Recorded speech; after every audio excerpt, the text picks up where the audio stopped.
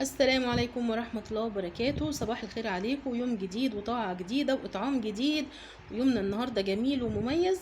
جهزنا له من امبارح، كان خلاص فلوس التبرعات ما بقاش معايا، وامبارح ما عملناش وجبات، فكنت متضايقة قوي.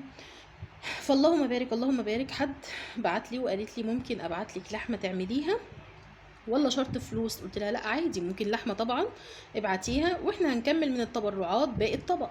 فبعتت لي اللهم بارك امبارح 11.5 كيلو لحمه شكلها لحمه جديان، وجديان نظيفه حلوه ما شاء الله، مش مدهنه ولا فيها دهن. كان تقريبا اكياس متغلفه، الكيس حوالي كيلو الا ربع. انا عشان اثبت الوجبات واقدر ان انا اطلع كل يوم 10 وجبات، فاخدت 3 اكياس بس عملتهم بحيث ان باقي اللحمه تكفي معايا الايام اللي جايه. بصوا انا عملت ايه. انا عملت محشي، حاطه في كل طبق 4 أو 5 فلفلات و4 كوسات وحتتين لحمه متوسطين وشويه البلح دول. انا كنت هحط مخلل بس لقيت ان المحشي حدقه كويس جدا، فما رضيتش ان انا اعمل. طب كويس انك نورتي النور. ما رضيتش ان انا احط مخلل، فقلت كده تمام قوي.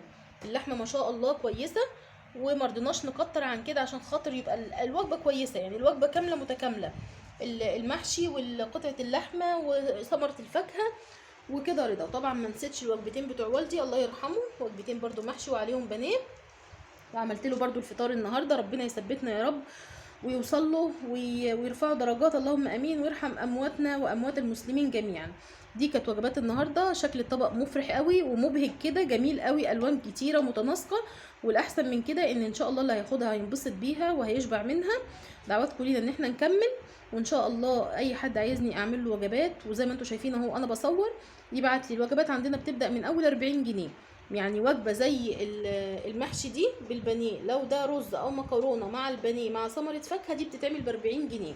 الوجبه الكبيره زي دي بتتعمل ب85 جنيه. يعني لو انا اللي هجيب كل حاجه وهعمل كل حاجه كده، الطبق بيتكلف 85 جنيه. فكلمونا، على قد المقدره. لو عايزين فطار بنعمل فطار، لو الغدا زي ما انا قلت لكم مراحل اهو، من اول 40 جنيه لحد ما انتوا عايزين. كل واحد بيدي زي اللي هو بيفضله. احنا بندي لربنا، يعني احنا بندي لربنا، فشوف اللي بيطلع من نصيبنا او مقدرتنا، يعني اللي قادر على حاجه يعملها ان شاء الله. لو بتمر، عارف البلح ده، لو جبت كيلو وطلعت كده في الشارع، واللي قبلك اديله بلحتين 3، العمال اللي بينظفوا في الشوارع، الناس دي كلها، ان شاء الله كل ده خير وفي ميزان حسناتنا. صباحكم خير وصباحكم هنا. النهارده يوم الاثنين، ترفع الاعمال الى الله يوم الاثنين والخميس، عشان كده كنت فرحانه قوي ان احنا بعمل الوجبات النهارده. ربنا يكتبها لنا يا رب في ميزان حسناتنا. والسلام عليكم ورحمه الله وبركاته.